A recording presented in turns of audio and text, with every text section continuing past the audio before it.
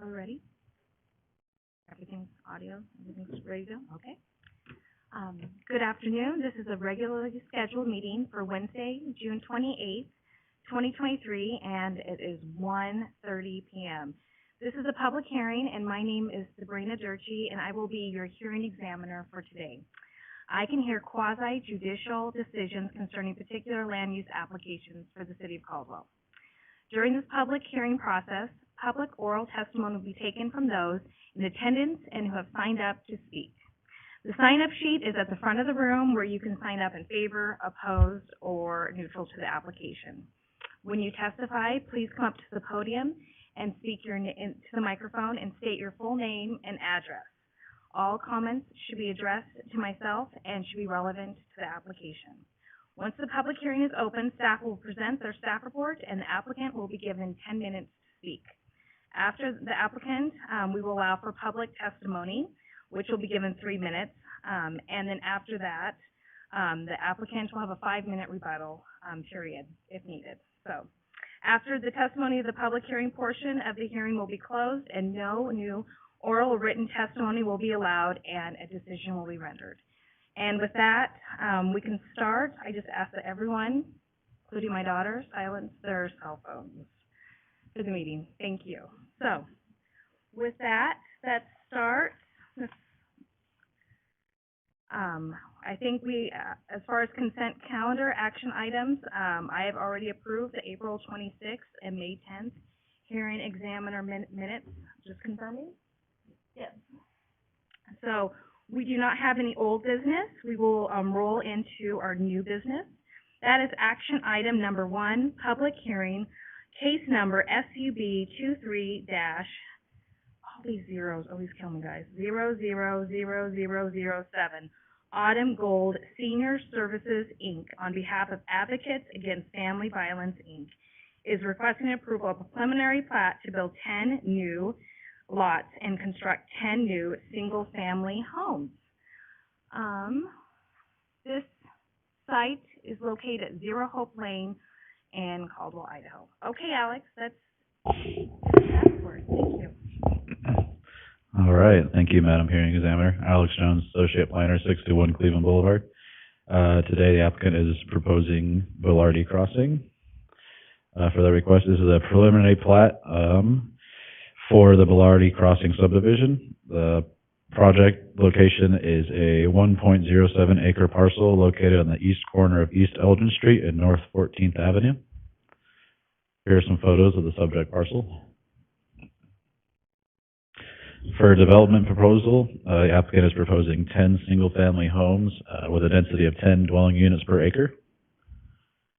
For landscaping, there are no open space requirements for subdivisions under 11 residential lots, but they do provide the 10-foot landscape buffers on the south and western boundaries, and the eastern as well. Elevations, these are similar homes that a applicant has built in Caldwell, so they will be sticking to a style like this. For existing conditions, we have traditional neighborhood to the north, east, and west. To the south, we have M1 light industrial. On the comprehensive plan, we're looking at traditional neighborhood, again, to the north, east, and west, and manufacturing production to the south. And just to reiterate, this is a 10 dwelling unit per acre proposal. Public service and utilities. Utilities are surrounding the site, so there are adequate hookup at locations. ITD responded and had no concerns. We received no public notifications at this time. Staff finds that this is in conformance with 4 goals of the comprehensive plan and 13 policies as well, and that if the hearing examiner recommends approval of the request, that such request is subject to the conditions as found in the FCOs. I stand for questions. Thank you, Alex. I think one of the questions, and I think it was for engineering that I had, was the improvements that they're required to do. So it was very specific that they had to put sidewalk, curb and gutter in the front. Well, what about in the rear where they're alley loaded products? Are they going to be making improvements along the back side of that road and including sidewalk? Madam Hearing, I believe so, but I think the applicant can also speak on that as well. Okay. I think that was the only question I had. So thanks, Alex. Would the applicant like to come up and speak? Thank you. Hello. Are you Kathy? I am. Great. I am Kathy Benrick. My address is 623 South Kimball Avenue in Caldwell, 83605. I am the Executive Director of Autumn Gold Senior Services.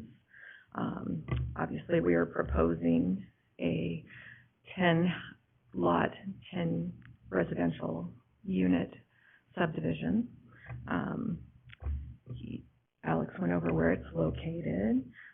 I'll tell you a little bit about Autumn Gold. Yeah, please. We are a local nonprofit. We provide affordable housing, develop affordable housing, and provide supportive services for seniors.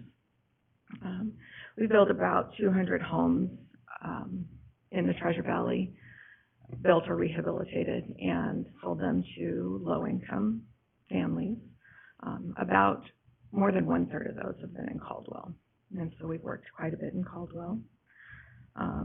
We will be doing improvements, curb gutter and sidewalk along the alleyway where those backloaded garages are. We use federal funding from IHA, HUD, Home, and NSP funding for construction, along with Caldwell CDBG funding. We're partnering with both IHA and Caldwell on this project. All the houses will be sold to households making less than 80% of the area median income. They'll qualify for up to 35% of the purchase price in assistance from IHA and additional assistance up to $20,000 from the city of Caldwell. Houses will be 1, 1.5, and 2-story. They're similar in design to what you've seen. Mm-hmm. Okay. Any questions? I did have one more follow-up question. Is there going to be an HOA or CC&Rs for this subdivision?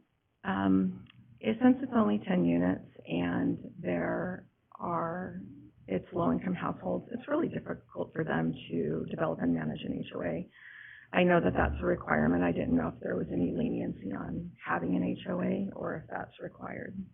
I believe, as far as how you want to set it up, I don't know. I don't think the city has certain parameters. There might be a few items that need to be included in your CC&Rs, but I think you have the flexibility to set it up as how stringent or as how loose you want it. I'm only asking because you had some of those areas, those landscaped areas, just wanting to make sure who's going to be maintaining those.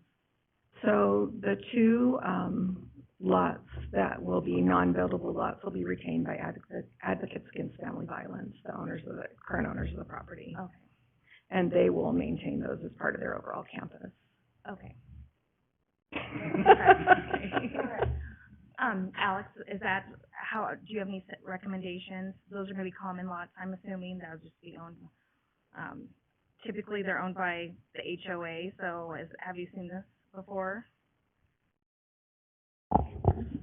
Madam Hearing Examiner, this is a little different than usual. Of course, we generally deal with larger subdivisions and not the low-income ones. I think it's something the city and the applicant can work out. It could just be that the landowner signs an agreement to take care of the landscape buffers and the common lots. That's something we can figure out before city council, I think. Sure. Do you want to add a condition or just have that something discussed during council? I think it will be okay without having to add the condition. Okay. It's just something I need to talk to the director about as well. Okay. Because this is a unique development. It is a unique development and situation. Mm-hmm. We just want to make sure that it's outlined who needs to maintain those areas that are outside of the 10 lots. So, okay. Okay, thank you. I don't have any other questions. Is there anything else that you'd like to share with me? I don't think so. Okay, great. All right. Alex, is there anything else that we need to cover before I close the public hearing? Not that I know of. Okay, great. I'm assuming the applicant, there's no need for rebuttal unless you'd like to come back up? Okay, thank you. Based on that, I will close this public hearing, and based upon the testimony, information received, and the record of evidence presented, I, as the hearing examiner, will recommend, to the city council for approval. So, thank you. And I will close our public hearing. It is 1:39. That's our record so far, so, thank you. Thank you very much. Yes. I didn't know